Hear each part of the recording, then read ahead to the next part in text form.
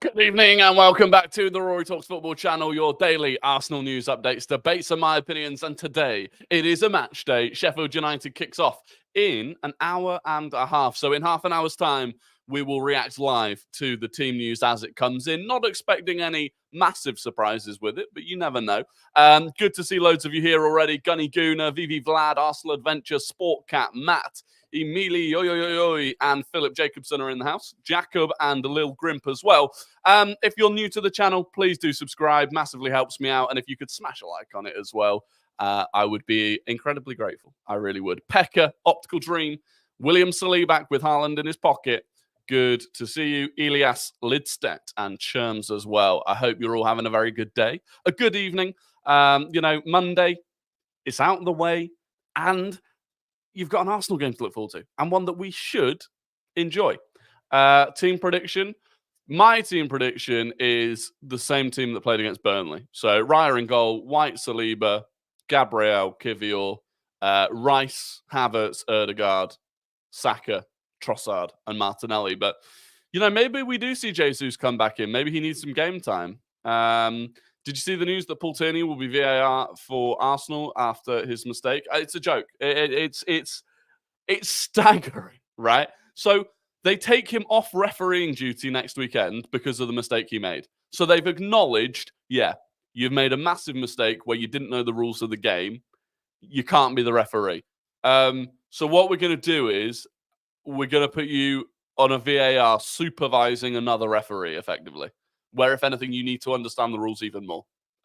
This is the logic that we've gone with. I mean, it's mental. And it happens in no other profession. Imagine, what's an example, right? Imagine you're just an awful driver. Imagine you're a bus driver, right? And consecutively, you just smash into people as they're crossing the road. And the bus company goes, do you know what? We don't think you're a very good driver. Would you be interested in a job being a driving instructor for our other bus drivers?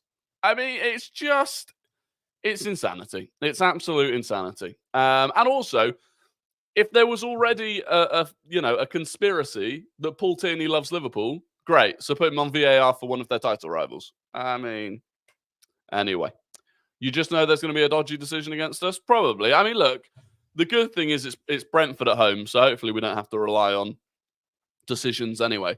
But it will be frustrating. What are you doing the watch along on? Good. I love this question. I'm going to be live on TIFO at 8 o'clock. Well, I'll go live at like 10 to 8 for the Arsenal watch along this evening. So TIFO is a brand new streaming platform that is dedicated to football fans and football watch alongs. It's absolutely brand new, so it's completely, basic at the moment. And basically what they want is people like me to go live on there, people like you to come and watch me and give feedback. They basically want all of our feedback so that they can build a streaming platform that is perfect for watch alongs. So if you want to tune in, I'd be very grateful. If you go into the description of this YouTube video, there is a link to the sign up page or for you to log in. When you sign up, it'll ask you for a referral code. Use Rory, RORY, all in caps. Do you stream the game live on there? Not yet.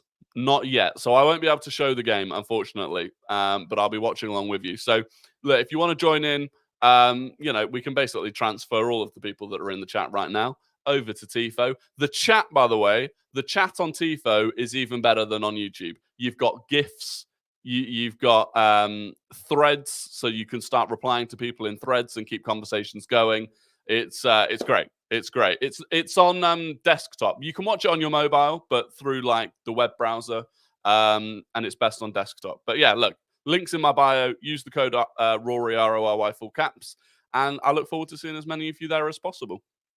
Back for the last time we played Sheffield United away was Xhaka, Mari, Holding, and Chambers. I mean, how times have changed, baby. How times have changed. Jesus. Score prediction, I'm going 5-0. Look, and the thing is, the worrying thing is, right, is that on paper it should be 5-0. And football rarely goes by the paper. Sheffield United have conceded more goals than any other team in the league this season. We are scoring incredibly at the moment. and so we should comfortably win. But that's just not how football works, is it? But look, as long as we get 3 points, the weekend just gone, City, Liverpool, both getting their 3 points. We have to do the same. We have to do the same. And look, if you go to Sheffield United and drop points, you've got no right being in a title race. There's no place for you in a title race. So, that's how it is. Tom Burton, good to see you. Samuel, any news on Emil Smith Rowe? I would expect he'll be on the bench. Team news will come in about 25 minutes. So I feel scared. I don't know why. Yeah, I feel like that's going to be every game from now until the end of the season, right?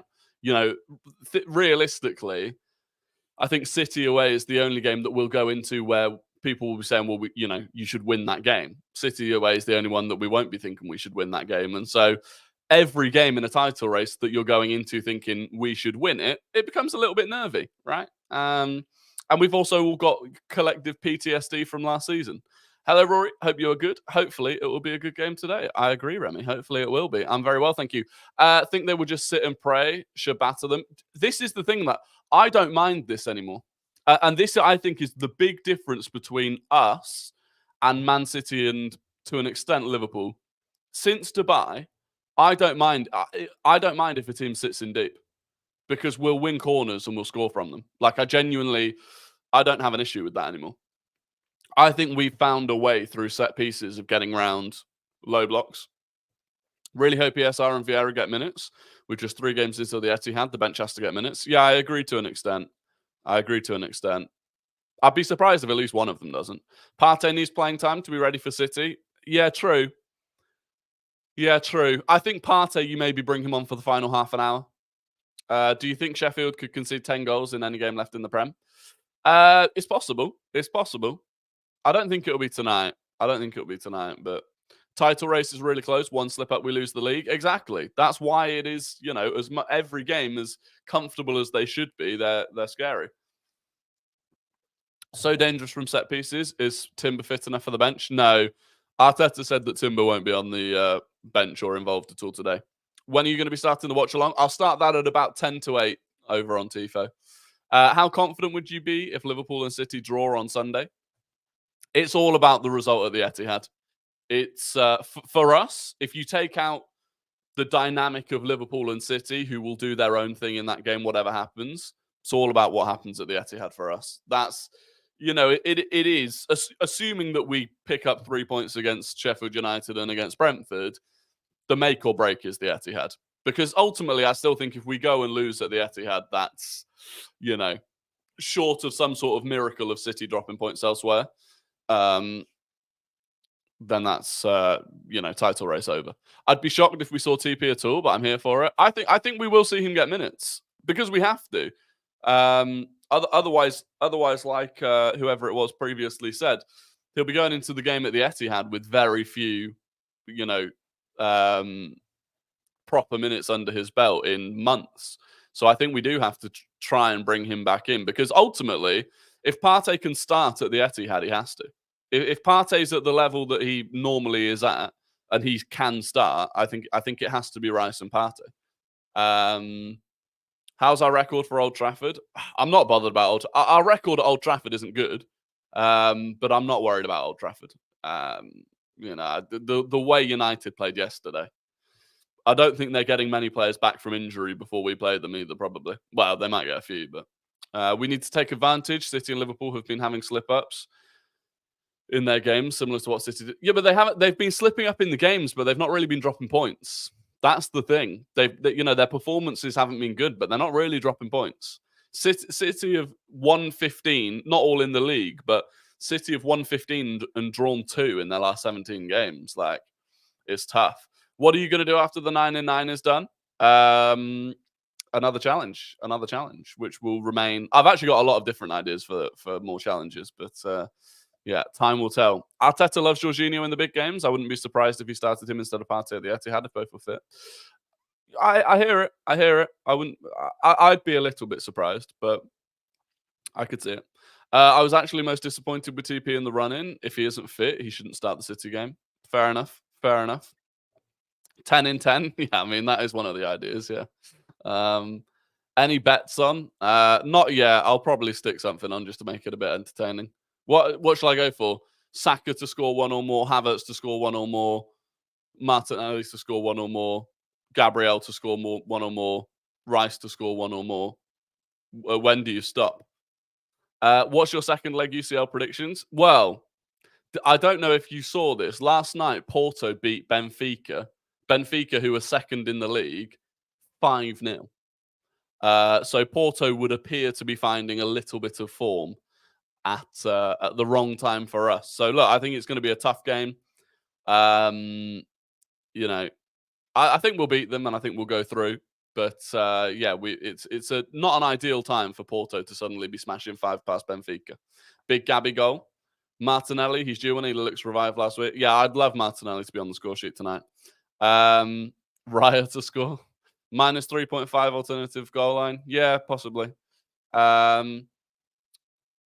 Do you think Partey or Tommy will feature in this game? I don't think Tomiyasu will. I think Partey will, but it'll be late on. I'd assume he'll come on as a sub. We smoke them. I'm not too worried. If we get a goal early on, we win. I agree. Ideal lineup versus City. I don't think Timber will be back for it no matter what. So, or he'll be back, but he won't be back ready to start it. So I think I would go Raya, White, Saliba, Gabriel, Tomiyasu, Rice, Partey, Erdegaard, Saka, Jesus, Saka, Havertz, Martinelli, I think is what I'd go for. Maybe Jesus. I want to see how Jesus comes back from this most recent injury before I pick between Jesus and Havertz. Do I think Ramsdale will play? No. Ramsdale will play one more game for Arsenal, and it will be the game against Brentford next week. That'll be it, in my opinion. I think Brentford at home next week, I think we should really, at the end of the game, I think we should give Ramsdale a big send-off because I genuinely think that'll be the last time we see him play for the club. Boniface would be my ideal striker for the summer, and I think he would be cheap as well. Interesting. Boniface is on the list, but he's not top for me. As you know, I am on the Gyökeres train. Would you have taken Højlund if he didn't join United? Not at the time that United did. I still thought he was a bit raw, and I thought he was expensive for what he was. I think now I look at him, I'm really impressed by him. But I think, yeah, I don't know. I never really wanted him last summer, so I can't pretend I would have taken him now. What's the best Arsenal goal you saw live? Ooh, best Arsenal goal I saw live. I'll tell you what, Thomas Partey against Nottingham Forest last season. The way I was sat perfectly behind the top corner that it went in, that was a nice strike. What was your first thought when Arsenal were signing Raya? Well, I genuinely thought Raya and Ramsdale were going to have like an actual competition. I was excited. Look, David Raya statistically is a very, very good goalkeeper. And actually, a bit against the narrative, I saw a stat today. David Raya has the highest save percentage of any keeper in the league this season. Now, I think some of that's skewed by how few saves he's actually had to make. What about Ferguson or too expensive? Well, it depends. If he's 100 million, which is what Brighton wanted last summer, then no chance. But he's on the list. He's on the list for sure. But Gyökeres is numero uno. Wilshere goal versus Norwich? Yeah, but I wasn't. Well, if you were there, then I'm jealous. I wasn't there. I was not there. Should Rami start tonight? No. There's no reason. There's no reason to drop David Raya. I think David Raya is playing well. Keep that going. Keep that confidence building. It's still he's been playing better recently, but I also think there's a combination of he's been playing better and people have been beginning to realize exactly what it is that he offers us. As that sort of relationship and bond between the fan base and Raya is building, I think you should keep building it and building on that momentum that we've got going. Because I think Raya's had it tough. Raya has had it tough since he joined because there was a big section of the fan base, including myself, that loved Ramsdale, that do love Ramsdale, and found it difficult to see Ramsdale getting dropped. And so as a result, every little thing that Raya did wrong got hyper-analysed. So I think he's done well to battle through that, in all honesty. I do. Imagine Florian Wirtz. Oh, I don't think there's any way we get Wirtz, but I would love it. I would love it. Ramsdale should just focus on his future. Yeah, exactly. I think the decision's been made, right? The decision's been made. Would you take De Jong in the summer? I would. He's out though for the next five to 6 weeks. Him and Pedri are both out for 5 to 6 weeks. So pretty bad for the Barcelona midfield to be. I'll tell you what. If we do get past Porto, I mean, if Barcelona get there, I'd take Barcelona in the next round. Very weakened. Very weakened. My score prediction for tonight is 5-0. My score prediction for tonight is 5-0. His wages are mental. Yeah, but he's going to have to cut his wages. Whoever he goes to, he's going to have to cut his wages. Like, no one's going to pay it anywhere. It's not like, what's he on, like 700,000 a week or something crazy? No one's paying that.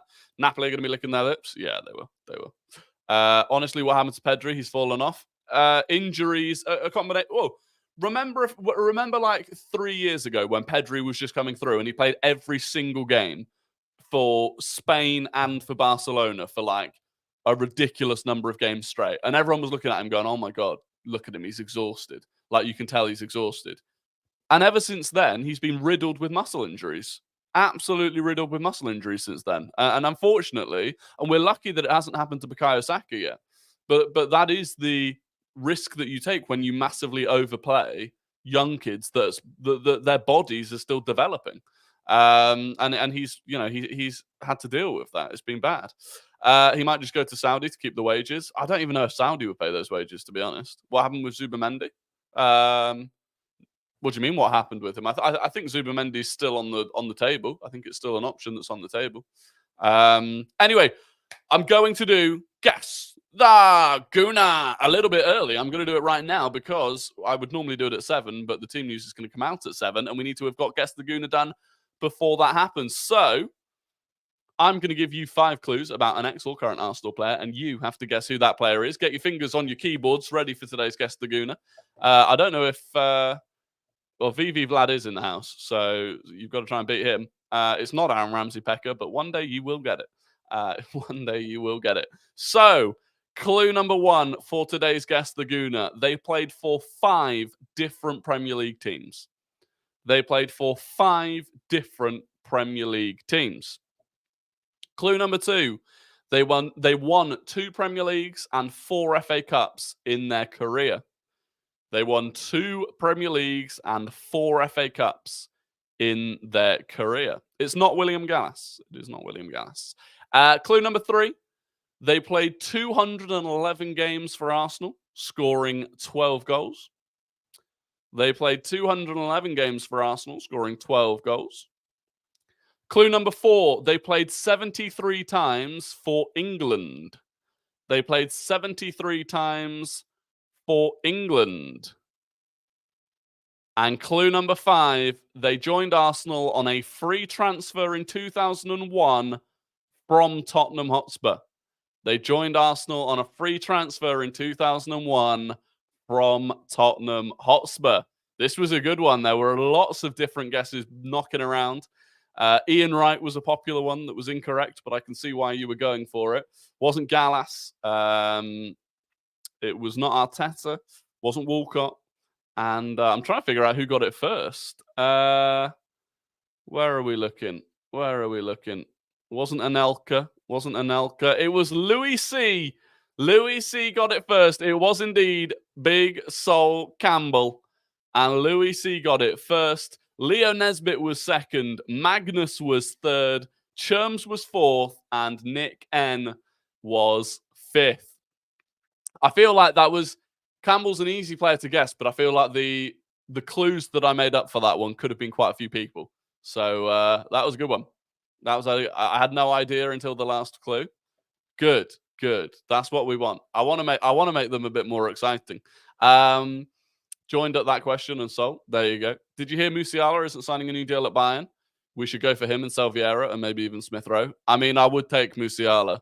I would take Musiala. He's very good friends with Mika Biereth. So maybe he can whisper in his ear. Woohoo!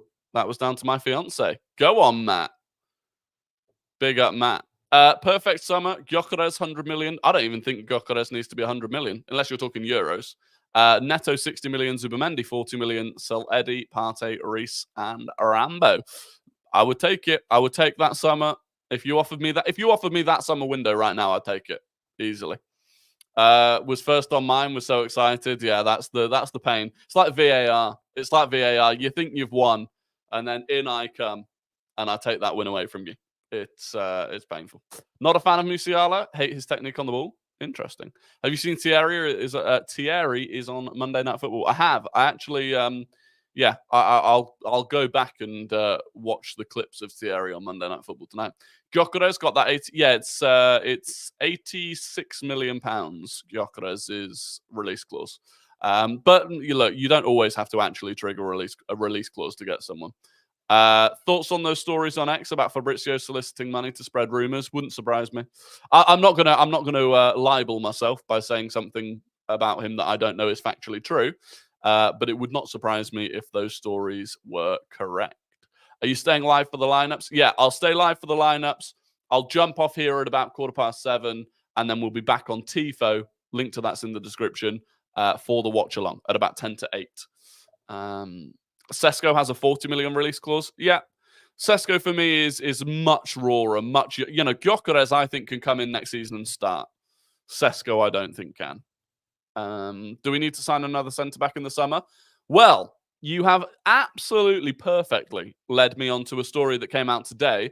Arsenal are set to sign a 16-year-old centre-back, Braden Clark. So Braden Clark was at Wolverhampton Wanderers Academy.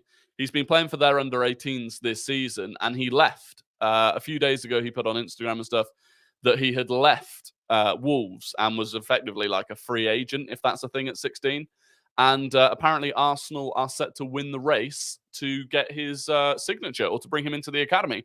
Now, the good thing is, because he has left Wolves, we won't have to pay any sort of compensation for him. But the other big thing is that by beating other Premier League competition, this is a big sign for where Arsenal are moving in the future. Now, it came out recently that Arsenal are going to be allocating a much bigger budget towards Per Mertesacker and the academy.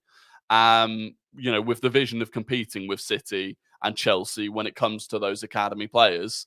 And this seems to be, the first one of those, because if we've beaten other Premier League teams to his signature, one thing is presumably he wants to be at the Arsenal academy, but the other thing is it means we're probably paying him more money than we used to, because up until pretty much Nwaneri, I believe, we had a really strict policy on what we would pay academy kids, and it was basically like capped at £2,000 a week, I think it was. So even like Charlie Patino was on £2,000 a week, which is a lot, right? I mean, I'd bite your hand off for £2,000 a month these days, but £2,000 a week in the grand scheme of things, when there are academy graduates or academy players at places like City that are on 30 or 40 grand a week, obviously there's a big difference there. And so if we are out there competing now, but why has he left though? There can be a number of reasons. One of them genuinely might be, and the thing is, right, there's a lot of rules around academy products and how you can go about signing them and stuff. And one of the things is you can't tap them up. You can't go to a product that's at Wolves and say, hey, if you leave Wolves, we'll sign you, but we don't want to pay a fee for it. You can't do that. But it might have happened. I don't know. I don't know why he would have left. It does happen, though. There are quite a few academy. I think Ruel Walters left. Ruel Walters left. Maybe it was even Spurs that Ruel Walters left because he just didn't want to be there and ended up joining Arsenal later on. Becoming City and Chelsea, you've got to be. Like, the reality is, a massive amount of Man City's model these days is they pay a decent amount of money to get the best academy players in the world, and the majority of them, they just go on and sell them at a massive profit, and then they take that profit and they use it in the transfer market. Like, that's kind of, I don't particularly like it. I don't think it's brilliant. I don't think you should have 14, 15, 16-year-olds that are being, with big transfer fees and stuff. I don't think that's right. But it's the nature of the beast, and you either do it yourselves or you get left behind, unfortunately. Walters was at the Spurs Academy. Yeah. Didn't Nwaneri get a big offer from Chelsea, which he didn't take? Yeah, apparently he got offers from Chelsea and Man City, and he didn't take them. But the theory is that Arsenal didn't quite match those offers, but we did certainly go above what we would normally pay a kid that was his age. Nwaneri will play today. Interesting. The thing with I don't think he will, and the reason I don't think he will is I don't think he'll even be on the bench. But we've got such a deep squad now, and so many of those squad players that are likely to play future games this season, they need the minutes more than Nwaneri does. Like Nwaneri doesn't need the minutes because he's not going to be a big feature of the team this for the rest of the season. Am I doing guess the non-Gooner? That's an incredibly good question. Yes, I am. Hang on. I closed down the page for it because I'm a big old donkey. Hang on. Here we go. Okay. Today's Guess the Non-Gooner. We've got 4 minutes till the team news comes out. So today's Guess the Non-Gooner, I'll give you the full career path of a player has not played for Arsenal. You have to guess who it is. Fingers on your keyboards. They started their career at Napoli. They went to Parma. They went to Inter Milan. They went to Juventus. They went to Real Madrid. They went back to Juventus. They went to Al Ahly. And they went to the Bengal Tuskers. So, Napoli, Parma, Inter, Juventus, Real Madrid, back to Juventus, Al Ahly, and the Bengal Tuskers. It's a difficult one today. Little clue for you, though. Ballon d'Or winner.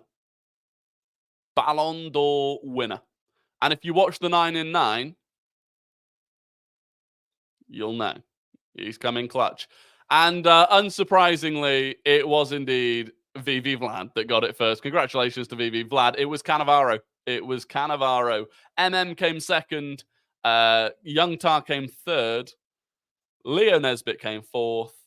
And Jermaine came fifth. So congratulations. It was a difficult one, right? Those players that move around so many Italian clubs. But I think Real Madrid was probably the one that should have given it away a little bit. He blesses you in the 9 and 9. He does bless me in the 9 and 9. Although I absolutely bottled it with Cannavaro today, which was why I had that page up in the first place. Because I thought he'd won a Champions League and he didn't. So there you go. My bad. Can we do one more? No, we haven't got time. In 2 minutes, the old team news is coming out. So who is Cannavaro? Isn't Holding better than him? He's got a better hairline. Thought Buffon with Parma. Yeah, Buffon was a good shout, to be fair. Anyway, we are on the verge of the team news coming out. Last minute predictions. Do you think Osimhen has the elite finishing that we need? I think it's good enough. Honestly, I don't think I've seen enough of him play. When I actually sit there and think about it, the majority of things that I see from him are like highlights. Like, don't get me wrong, I've seen a fair amount of Napoli games and I've been impressed with him by and large. But I don't sit there week in, week out watching Napoli. And that's what, if you're talking about the elite finishers, that's kind of what you need to be doing. To really understand, you need to be watching them week in, week out. Are they consistently scoring and finishing those sort of, low percent chances? Are they doing it on a regular basis? And look, his numbers are decent, but there you go. Right. 1 minute away. We are 1 minute away. Tony is a better finisher. But Osimhen is a dog with a bone. Yeah, I've gone off Tony. I can't lie. Since he's come back, and that's probably harsh, right? Because he'd spent so long not playing. But the reality is, I've gone off him a little bit. Can't wait for the Tifo stream tonight. Good. I'm buzzing for the Tifo stream, honestly. Like the changes that they're making on Tifo, literally week on week. It's exciting. And not just like, obviously there's changes that you'll see, but also changes like behind the scene for the streamer, which are pretty useful as well. It's progressing quickly. It is. It's exciting.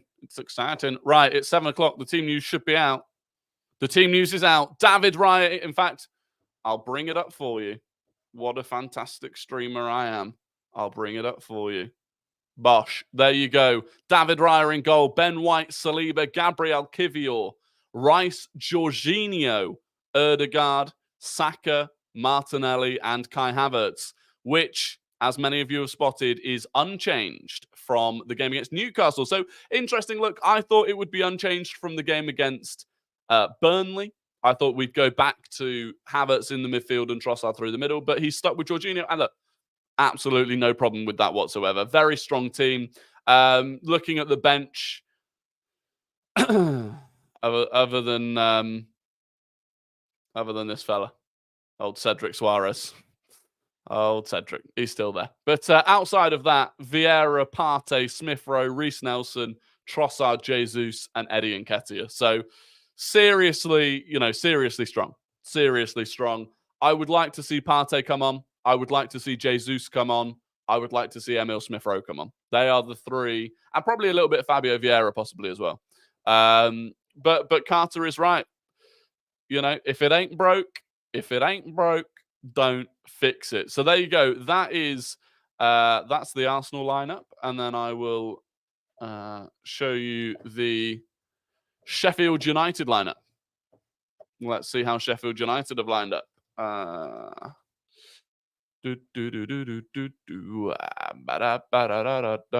Here we go. Oh, look at this. We've got Austin Trusty playing against his old club. So they've got Gerbic in goal, Trusty, Ahmedovich, Davies, McAtee. To be honest, I don't even know.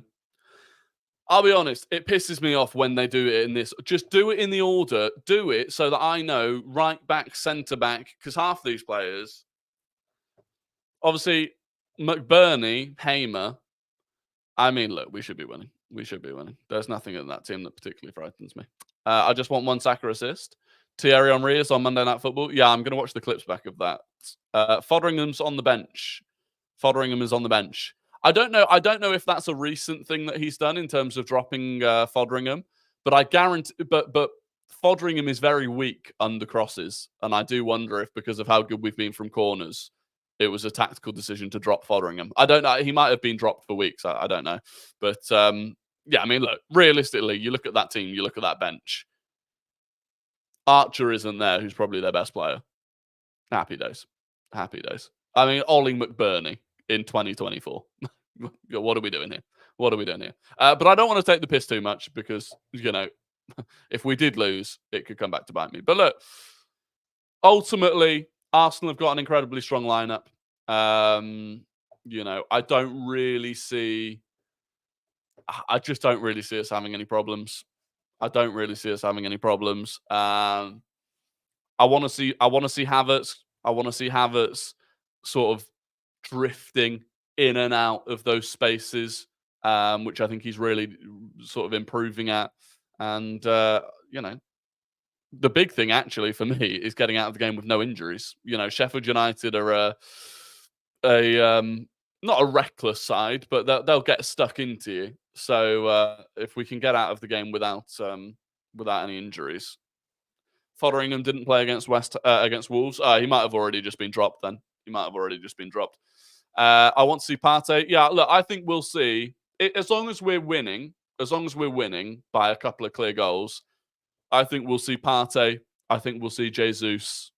And I hope we see Emil Smith Rowe. But, I think we'll start seeing the players that have been out for a while because they need minutes. Especially players like Partey and Jesus, which may or may not be players that Arteta decides are, starting 11 players, whether that's against Porto or after the international break against City.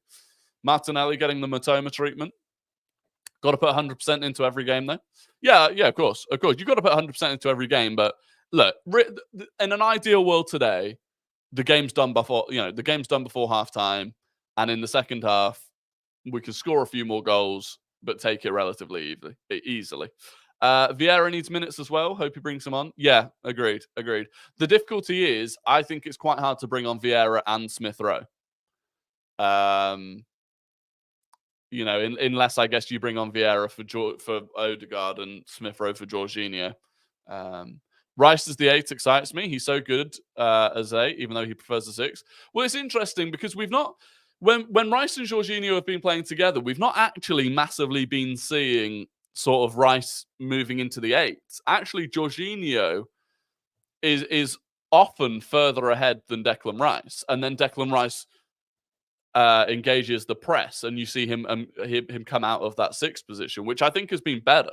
I think it's been better, but yeah, it's such a strong midfield. I really hope Trossard would start. Yeah, do you know what? I can kind of see why he hasn't. Sheffield United are a big physical team, you know, and I feel like I can understand why Arteta's decided it's not the game for Trossard. I'd like to see Jesus on in the second half or Saka and try him for Saka and try him as the Saka rotation option. Yeah, I don't disagree. Look, I think Jesus. I think long term Jesus is phased out of the starting lineup, and he becomes a rotational option for the entire front three. You know, he can play off either wing. He can play through the middle, and I think that's what he becomes. And unfortunately for him, that is effectively what he was at Man City.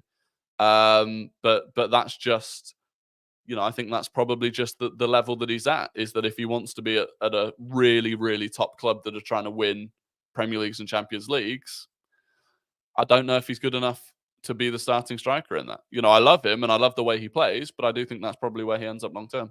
Would you say Foden is better than Saka? Not for me. Not for me. He's a different type of player, but I would rather Saka in my team than Phil Foden. Is the truth of it. Jesus is so good, but as a striker, no. Is Jesus better at striker or right wing? Part of me thinks he's better at right wing. Part of me thinks he's better at right wing. But Dominic's right. He can play all front three of them. And as an impact sub, it's ideal. In my opinion, the Saka Foden convo is dumb. Oh, same. I didn't want to disrespect Mavin because he asked the question, but yeah, I'm bored of the Saka Foden debate. It's pointless. You know, both of them are brilliant. I hope both of them start for England, and City fans would take Foden. Arsenal fans would take Saka, I think, you know, and that's fine. That's fine. I think we'll win 5-0. Goals by Havertz, Saka, Odegaard, Saliba, and a substitute goal from Trossard. Remember Vlahovic links back in 21-22. Would you take him now? No. As soon as he turned it down, I didn't want him anyway. But I don't think he's been that impressive in reality. Why does it matter who's better? It doesn't. It doesn't. It's like comparing Salah and KDB. Yeah. Just wanted your opinion. No problem. I think his dribbling lends to a winger better. Also, when he plays at striker, he tends to drift wide anyway. But also, I think that allowed Martinelli to score so much last season. It did, and I do think it needs to be looked at. The way Martinelli's game has been a little bit restricted by the way that we've played this season. Like, I do think we're, to a little extent, wasting Martinelli a little bit because of the way we've been playing. But, you know, as long as we're winning games and scoring lots of goals, I don't care who's scoring them. I don't care how they're scoring them. Just keep it going. I want Gyökeres. Me too.